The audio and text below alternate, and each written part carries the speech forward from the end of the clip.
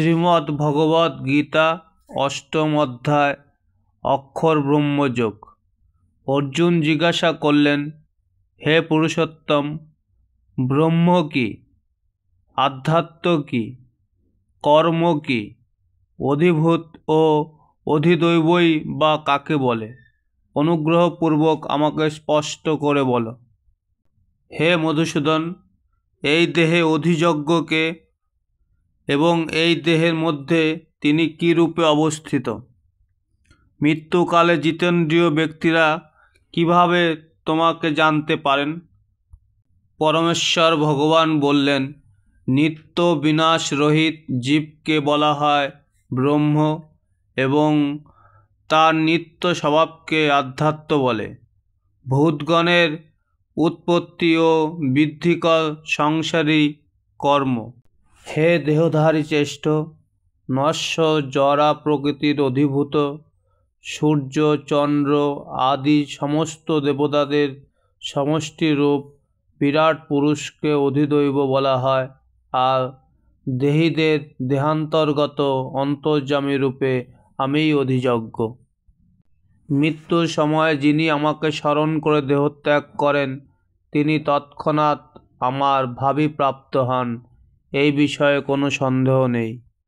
অন্তিমকালে যিনি যে ভাব স্মরণ করে দেহত্যাগ করেন, তিনি সেই ভাবে ভাবিত তত্ত্বকেই লাভ করেন। অতএব হে অর্জুন, সর্বদা আমাকে স্মরণ করে তোমার স্বভাববিহিত যুদ্ধ করো, তাহলে আমাতে তোমার মন ও বুদ্ধি অর্পিত হবে এবং নিঃসন্দেহে তুমি আমাকেই লাভ করবে। হে পার্থ, অভ্যাসযোগে যুক্ত হয়ে অনন্যগামী চিত্তে যিনি অনুক্ষণ পরম পুরুষের চিন্তা করেন, তিনি অবশ্যই তাকে প্রাপ্ত হবেন।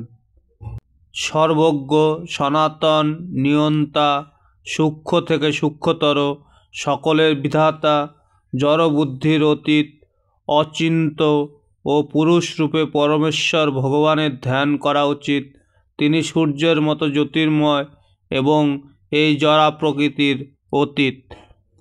যিনি মৃত্যুর সময় অচঞ্চল চিত্তে ভক্তি সহকারে পূর্ণ যোগ শক্তির বলে ভ্রুযুগলের মধ্যে প্রাণবায়ুকে স্থাপন করে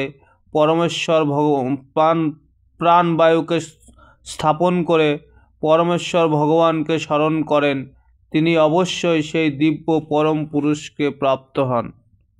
বেদবিদ পণ্ডিতেরা যাকে অক্ষর বলে অভিহিত করেন, বিষয়ের আসক্তিশূন্য সন্ন্যাসীরা যাতে প্রবেশ করেন, ব্রহ্মচারীরা যাকে লাভ করার ইচ্ছায় ব্রহ্মচর্য পালন করেন, তার কথা আমি সংক্ষেপে তোমাকে বলবো। ইন্দ্রিয়ে সবকটি দ্বার সংযত করে মনকে হৃদয়ে নিরোধ করে এবং ভ্রুদয়ের মধ্যে প্রাণ স্থাপন করে যোগে স্থিত হতে হয়। যোগাভ্যাসে প্রবৃত্ত হয়ে পবিত্র ওঙ্কার উচ্চারণ করতে করতে কেউ যদি পরমেশ্বর ভগবানকে স্মরণ করে দেহত্যাগ করেন, তিনি অবশ্যই পরমা গতি লাভ করবেন। হে পার্থ, যিনি একাগ্র চিত্রে কেবল আমাকেই নিরন্তর স্মরণ করেন, আমি সেই নিত্যযুক্ত ভক্তযোগীর কাছে সুলভ হই। মহাত্মা ভক্তিপরায়ণ যোগীগণ আমাকে লাভ করে আর এই দুঃখপূর্ণ নশ্বর সংসারে পুনরায় জন্মগ্রহণ করেন না, কেননা তারা পরম সিদ্ধিপ্রাপ্ত হয়েছেন। হে অর্জুন, এই ভুবন থেকে ব্রহ্মলোক পর্যন্ত সমস্ত লোকই পুনরাবর্তনশীল, অর্থাৎ পুনর্জন্ম হয়, কিন্তু হে কন্তেয়, আমাকে প্রাপ্ত হলে আর পুনর্জন্ম হয় না। মনুষ্য মানে সহস্র চতুর্যুগে ব্রহ্মার একদিন হয় এবং সহস্র চতুর্যুগে এক রাত্রি হয়। এভাবেই যারা জানেন তারা দিবারাত্রির তত্ত্ববেত্তা।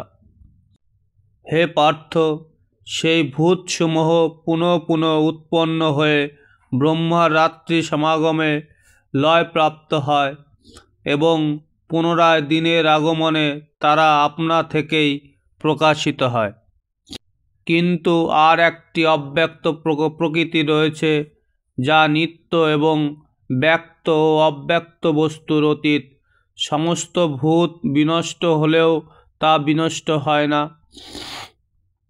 সেই অব্যক্তকে অক্ষর বলে। তাই সমস্ত জীবের পরমাগতি। কেউ যখন সেখানে যায় তখন আর তাকে এই জগতে ফিরে আসতে হয় না। সেটাই হচ্ছে আমার পরম ধাম। হে পার্থ, সর্বশ্রেষ্ঠ পরমেশ্বর ভগবানকে অনন্যা ভক্তির মাধ্যমে কেবল লাভ করা যায়। তিনি যদিও তার ধামে নিত্য বিরাজমান, তবুও সর্বব্যাপ্ত এবং সব কিছুর মধ্যেই অবস্থিত।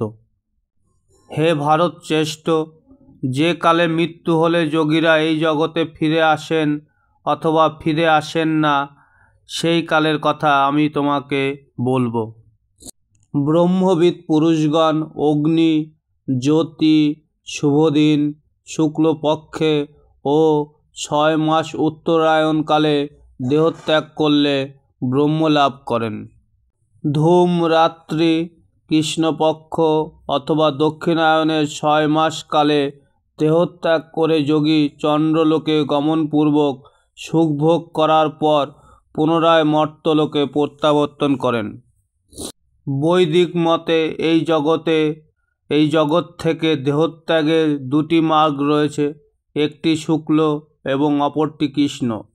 শুক্ল মার্গে দেহত্যাগ করলে তাকে আর ফিরে আসতে হয় না, কিন্তু কৃষ্ণ মার্গে দেহত্যাগ করলে ফিরে আসতে হয়। হে পার্থ, ভক্তেরা এই 2টি মার্গ সম্বন্ধে অবগত হয়ে কখনো মোহগ্রস্ত হন না। অতএব হে অর্জুন, তুমি ভক্তিযোগ অবলম্বন করো।